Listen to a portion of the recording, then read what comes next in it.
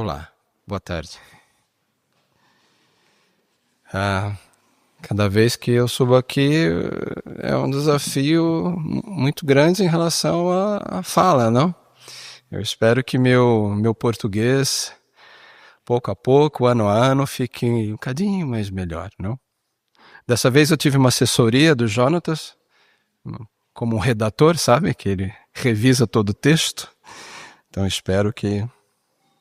Pronto. Coube a mim o desafio de falar do tema A Batalha Continua. E é o último tema do mês, certo? E parece um título um pouco, né, pessimista, já que a batalha ela continua, não? Ela não termina, pronto. Mas para isso eu gostava de rever aquilo que foi dito nesse mês. Até porque esse mês, né, estávamos aí na Quaresma. E essa tradição aqui, Eric e eu temos aprendido, não, de separar, é fixe, né, tá esse tempo e pensar na ressurreição e aquilo que o Cristo fez. Então vamos lá, eu gostava de recordar contigo. E eu fiz algumas anotações ao longo desse mês, daquilo que eu ouvi. E lembremos que no primeiro domingo desse mês falamos sobre o Império do Mal, certo? Falamos ali com o Jonatas. E algumas anotações para mim são importantes para refletir sobre A Batalha Continua. Ali Jonatas disse: Jesus dá-nos paz hoje, amanhã não, porque é guerra. Em princípio soou um pouco estranho, mas Jesus não dá paz porque somos confrontados com o mal todos os dias. Então o mal está todos os dias. Então confrontamos todos os dias. Mas Cristo, nosso Senhor, dá-nos paz hoje, o presente. Esse é o tempo que temos. Jesus foi em direção à cruz, sabendo em todo o tempo do plano maquiavélico. Mas ele amou esses. Ele amou esses. Recordemos que quando Judas foi dar um beijo a Jesus, o que ele disse? Ei, amigo. Ei, amigo. Mas Jesus amou estes. Depois, no domingo 13, a Connie nos trouxe a reflexão sobre jogos políticos. E foi muito interessante. Para mim foi muito interessante. Não sei se como tu sentiste nesse dia. Mas ela falou de vários jogos que estavam ali a acontecer. Naquele momento, naqueles dias que Jesus estava em Jerusalém. E ela fala sobre Judas, por exemplo. Judas, o jogo dele era o fim justifica os meios. Ou seja, ele deve ter ficado tão frustrado com o ministério de Jesus, porque sei lá o que ele pensava, então para ele foi o certo a fazer. Mas também ela nos lembrou dos líderes religiosos, que talvez viam em Jesus uma ameaça e ficavam ali a querer de volta os seus seguidores, não? Por isso talvez tanto Jesus os incomodava. E Pilatos só queria manter ali o status quo, né? Que tudo fique tranquilo. Para ele era indiferente o Cristo ou Barrabás, não importava, esse era o jogo dele. E Herodes então só queria o espetáculo, não faça aí um milagre, Jesus, né? Mostra o teu poder. Mas o que ficou para mim nesse dia foi uma pergunta que Connie fez. Ela disse assim, e isso eu falo pensando em mim, quão diferente sou dessas pessoas que traíram e não defenderam Jesus? O quão diferente eu sou? Ou eu ainda persisto em querer defender a minha verdade, somente a minha verdade? Eu acho que eu estou nesse grupo.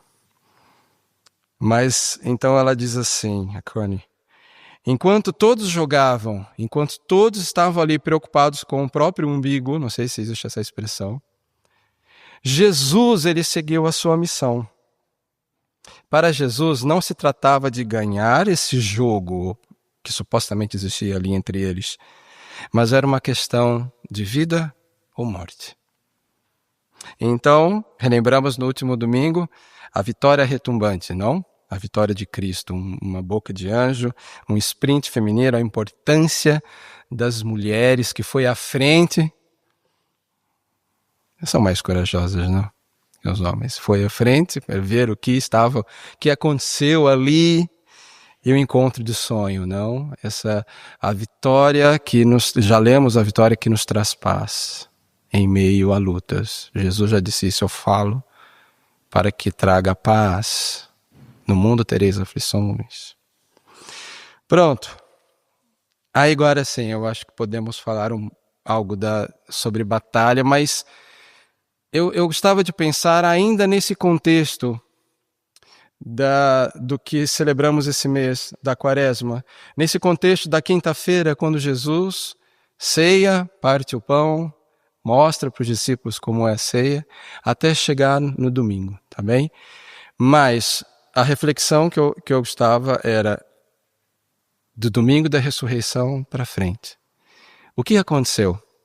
E aí eu fui a ler o que sucedeu-se ali, e uma história sempre mexeu comigo. Ela fala muito comigo, que é o caminho de Emaús. Né? 2 discípulos, a Bíblia fala, que então no domingo, não sei o que eles entenderam, mas parece que não aconteceu nada. Então eles, pronto, vamos regressar a Emaús, a nossa aldeia, e eu acho que deu errado, não aconteceu aquilo que esperávamos. E o texto está ali no Evangelho de Lucas, capítulo 24, e o versículo 13. Eu vou ler, eu gosto muito dessa versão da Bíblia para Todos, tá bem? Capítulo 24, versículo 13, ou verso 13. Diz assim: nesse mesmo dia, iam 2 dos discípulos para uma aldeia chamada Emaús, a cerca de 11 quilômetros de Jerusalém. Que dia era esse? Naquele dia, naquele mesmo dia, o dia da ressurreição. Foi nesse mesmo dia que Jesus já havia dito, não? O que ia se passar. Mas esses 2 discípulos, olha no verso 14, pelo caminho conversavam a respeito de tudo o que sucedera. Estavam ali a conversar. A Bíblia fala do nome de um dos discípulos, certo? Eu espero que eu pronuncie bem. Cleofas. Ou Cleofas? Mas o outro não fala. Não fala do outro discípulo. E eu gostava de propor esse exercício. Vamos ser este outro, tá bem? Eu sou este, junto com Cleofas. E estou ali a conversar com Cleofas nesse caminho. E eu imagino, me coloco na história e eu tento imaginar um diálogo entre eles, tá bem? Não vou propor nenhuma heresia aqui, Jonatas. Mas eu vou imaginar o que ali estava a conversar no dia a dia, tá bem? Quando ele diz, naquele mesmo dia, ou nesse mesmo dia, há outras versões, a minha pergunta é, será que era esse dia necessário regressarem a Emaús, a velha vida, né, o que eles faziam antes? Será que não foi uma escolha precipitada destes discípulos, de mim, de Cleofas, não? Não esperamos nada, chega domingo, pronto, e nada aconteceu, não? Verso 15, olha ali. No meio da conversa, Jesus aproximou-se e pôs-se a caminho com eles. Então, olha, primeiro, Às vezes a nossa escolha é precipitada. E quando isso acontece, é muito difícil quando somos precipitados em algo a considerar tudo que deve ser considerado, não? Não sei se concorda comigo. Se eu sou precipitado na minha escolha, eu muitas vezes não considero aquilo que de fato eu tenho que considerar no contexto. Eu não consigo olhar para nenhum lado, a não ser os meus medos, os meus receios, enfim. Agora, um detalhe, nem toda pressa ela é precipitação, tá bem? Eu posso ter pressa para fazer uma escolha. Isso talvez nem sempre é precipitado. Mas toda precipitação é pressa. O apressado e o precipitado nunca está onde está. Eu nunca estou bem. Se eu estou apressado ou precipitado, eu nunca estou bem onde eu estou. Eu sempre estou incomodado. Não é aqui, eu tenho que fazer algo e tudo mais. Está sempre no outro lugar. Perdeu a dádiva do momento presente. E nem se dá conta que o presente é o maior presente da vida. Isso são falas do meu sogro. Ele insiste muito comigo nisso, quando eu falo com ele. Paulo, tu tens só o presente. É isso que tu tens. E como é difícil para mim ficar só no presente. Mas enfim, está eu e Cleofas ali. Seguimos viagem. E nesse tempo, estamos tão preocupados com nós mesmos e tudo aquilo que suceder é que nós não reconhecemos quem? O próprio Cristo. Que estávamos com ele quanto tempo? Muito tempo. Participamos da mesa, sentamos à mesa com Jesus. Ele mostrou como deveria ser a ceia e não o reconhecemos. Há um psicólogo e teólogo que eu gosto de ler alguns textos dele, é Ronaldo Perini. Ele diz assim: na jornada espiritual, o caminho é mais importante do que o alvo, porque não é o alvo que nos forma. Somos formados no caminho e pelo caminho. Por isso é que os atalhos ou métodos para acelerar o processo nos fazem perder o desfrutar de toda a caminhada com Jesus. Ponto. Eu sei que o alvo é Cristo. Eu sei que esse é o nosso alvo. Mas se eu deixar de aproveitar no caminho, na jornada, essa companhia de Jesus, eu não desfruto do melhor, que é ser transformado nessa jornada. Eu olhar para o alvo, ficar ali, vou ficar aqui, eu sei que o alvo é Cristo. E faço de tudo para me assegurar que tudo vá bem na minha vida. Eu tenho medo de seguir o caminho, então pronto, eu vou ficar aqui, tranquilo, porque o alvo... Não. Eu concordo com o Ronaldo Perini, porque sim, no caminho eu sou transformado. Eu sei o alvo, mas não é o alvo que me forma, é na caminhada que Ele, que está comigo e que não percebemos naquele momento, que era Ele, mas Ele está. E é esse tempo presente que eu preciso desfrutar da presença dele em meio a batalhas. A maior batalha de Cleofas e o outro discípulo, a maior batalha ali qual era? Do coração. Onde estava o coração deles? As expectativas, tudo, aquilo que eles imaginavam que ia acontecer, ao ponto de eles não reconhecerem Cristo. Vamos ler o verso 17 até o 19. Então Jesus perguntou-lhes: que é que vão a discutir pelo caminho?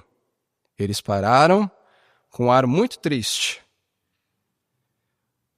Um deles, que se chamava Cleofas, respondeu: serás tu o único visitante que não sabe o que se passou em Jerusalém nesses últimos dias? Foi até uma fala um pouco dura, não, de Cleófas, como: ei, pá, tu não lê as notícias do nosso tempo? O que se passou em Jerusalém? Tu não lês aí o feed de notícias do que se passou até agora? Foi um pouco duro, não? Verso 19. E ele, Jesus, mas que aconteceu? E eles responderam: aquilo que se passou com Jesus de Nazaré, que era um profeta poderoso em obras e palavras diante de Deus e de toda a gente.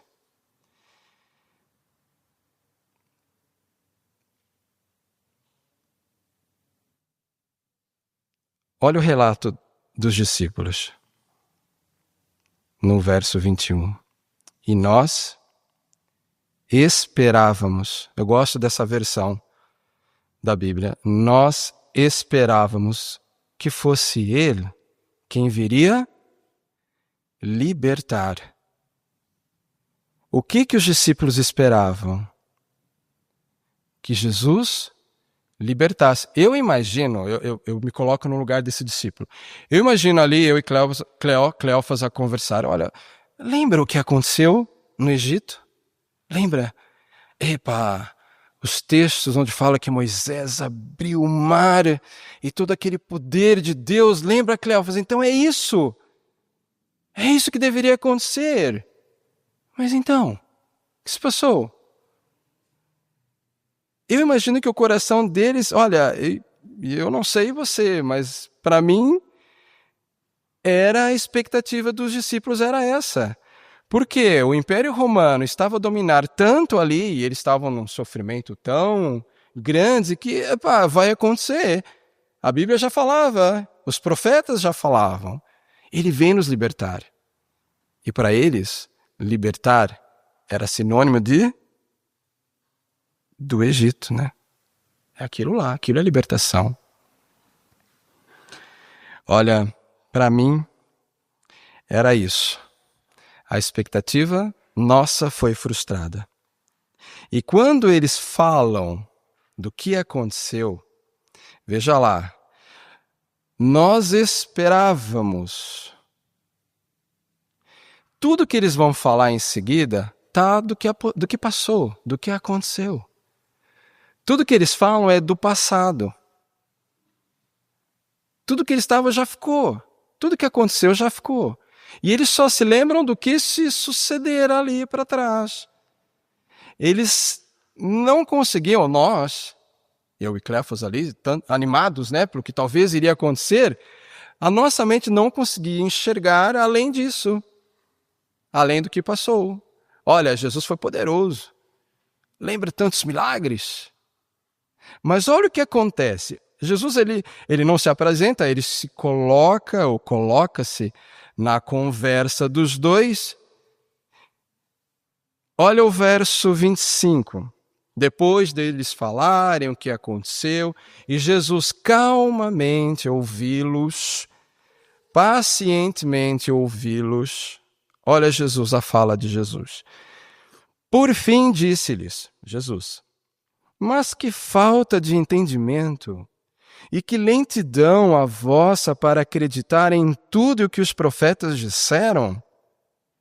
Então o Messias não tinha que sofrer tudo isso. Olha só, Jesus calmamente fala com eles. E apesar dessa firmeza ao falar, Jesus é gentil. Ele pergunta: olha, o Messias não tinha que sofrer para ser glorificado? Verso 27. E que Jesus fez? E pôs-se a explicar-lhes o que acerca dele se dizia em todas as Escrituras, começando pelos livros de Moisés e seguindo por todos os livros dos profetas. Jesus começa a ensinar tudo novamente. Tudo que os discípulos, já na caminhada anterior, no ministério de Jesus, já ouviu. Toda a história, os livros de Moisés, os profetas, Jesus estava ali com eles e falava todo o tempo do que iria acontecer. Lembra do templo, quando ele fala que iria ser destruído e depois de 3 dias? Eles também não entenderam aquilo, certo? Mas Jesus, de uma forma muito calma e gentil. Olha, senta aqui, ô Paulo e Cleofas, vamos revisar tudo que eu já expliquei. Tudo que tu já deverias saber sobre mim e sobre ti na história. Seguimos no texto, olha o verso 28.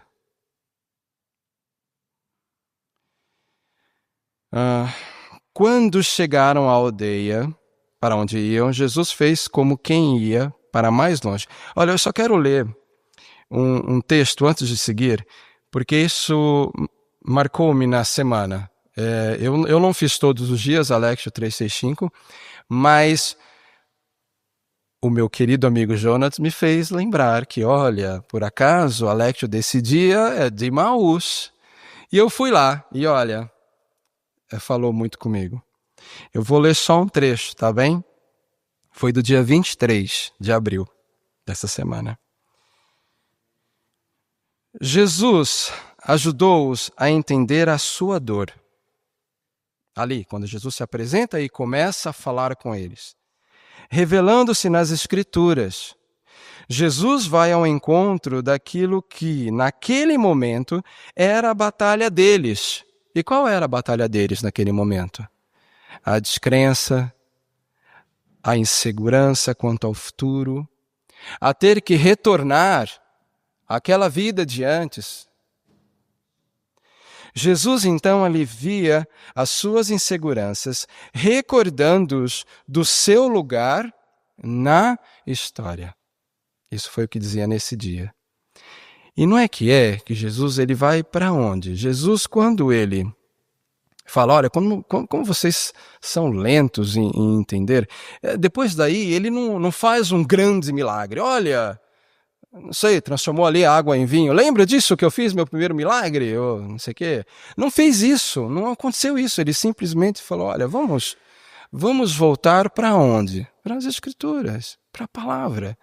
O que fala de mim a meu respeito? Foi isso que Jesus fez. Então vamos seguir. Verso 28 agora. Quando chegaram à aldeia para onde iam, Jesus fez como quem ia para mais longe. Jesus seguiu o caminho. Pronto. Eu estou a falar, mas eles não reconheciam Jesus, certo? Jesus foi, explicou para eles tudo de novo e fez como quem ia.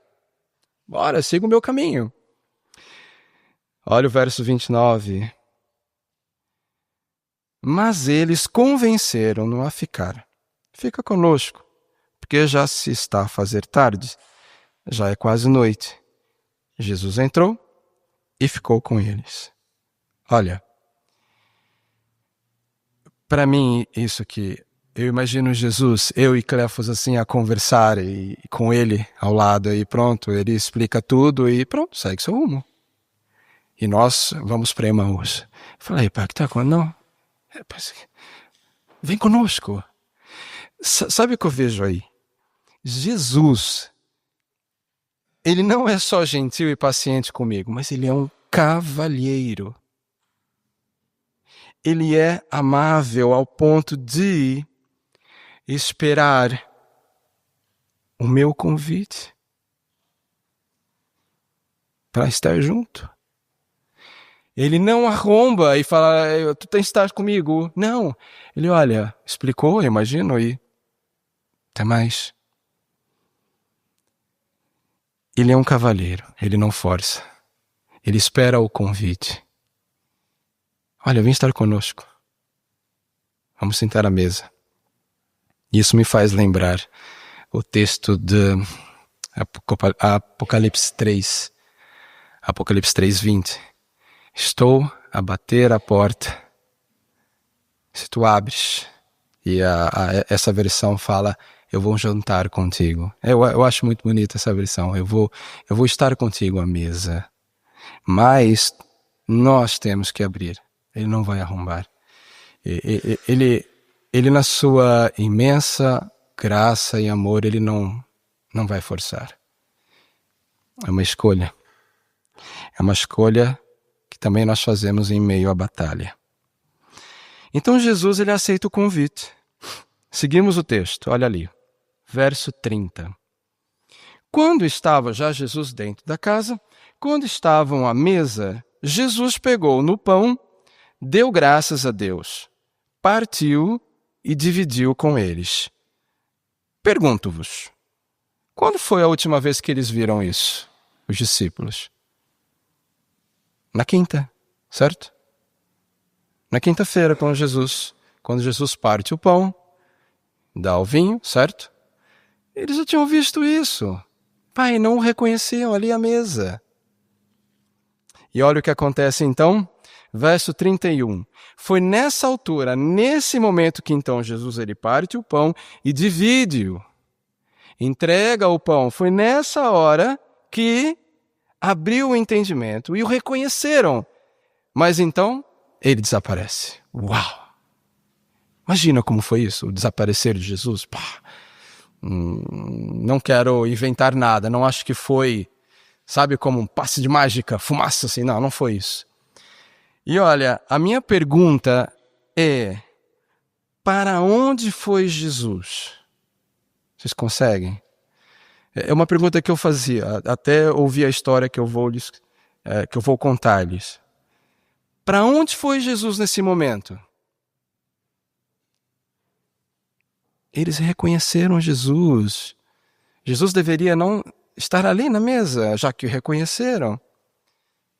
Mas lembremos quanto tempo esses discípulos passaram com Jesus e até então não o reconheciam. Não o reconheciam. Talvez Jesus queria ensinar-lhes algo, não? Mas olha, eu ouvi uma história, e eu acredito que seja verdade. Sobre o mesmo texto, havia um missionário na América Central, e ele ali cuidava de uma aldeia de pescadores. E eles estavam a estudar esse texto. E quando chega nesse momento do texto, esse missionário então pergunta, ali numa roda de conversa, olha, para onde foi Jesus? E a história diz que um dos pescadores diz assim, para dentro deles.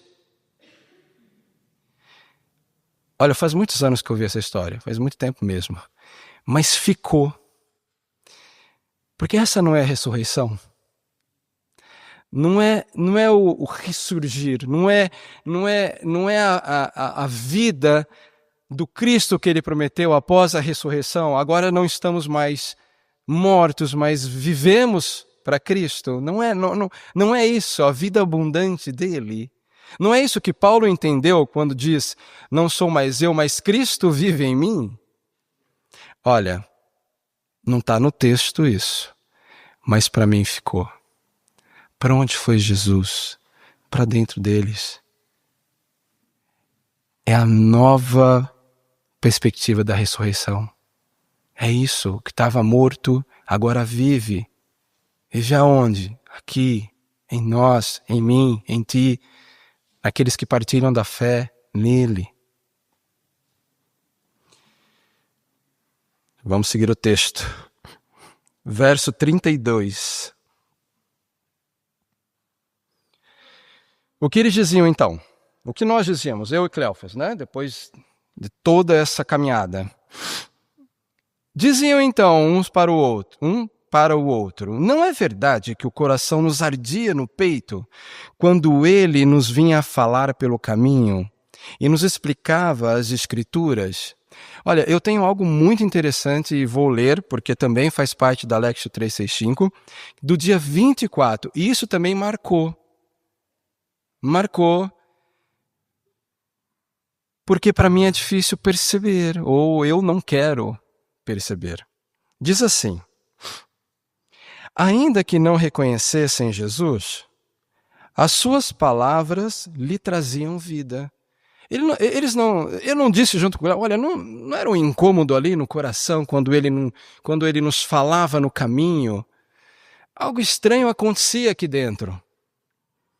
Como os discípulos, pode ser que não me dê conta de imediato quando Jesus fala comigo. Mas sempre que desperta na minha alma esperança ou paixão, devo prestar atenção. Seja através da arte ou da natureza, de palavras de um amigo ou de qualquer outra forma. Se algo acende a bondade dentro de mim, eu deveria perguntar: és tu, Senhor? Estás a falar comigo? Já aconteceu isso na tua vida? E quando eu li isso, para mim faz muito sentido, porque eu gosto quando eu dou aula na Habla, e quando eu termino eu vou para a praia, quando está um tempo bom. Eu vou para a praia antes de seguir a voltar às aulas. E ali eu faço a minha caminhada, enfim, sento. E quando eu cheguei aqui, né, estamos há alguns anos, eu não percebia algo, a mudança das pedras e a forma ali que era desenhado ao longo da praia ali em Carcavelos. E teve um dia, sabe, um insight assim, uau! Eu ia um dia caminhar, estava diferente. Outro dia eu ia, mas não tinha essa pedra aqui. Mas cadê aquela que eu via? E isso é de uma beleza tal que eu só pude ali, naquele momento que eu sentei na areia, falei, uau, esse é o Deus em que eu acredito. Esse é o Deus que fez toda essa beleza. Mas quando eu li isso da Lectio, eu entendi que era assim: Senhor, falas, é tu que estás a falar, mas ele vai a falar dele.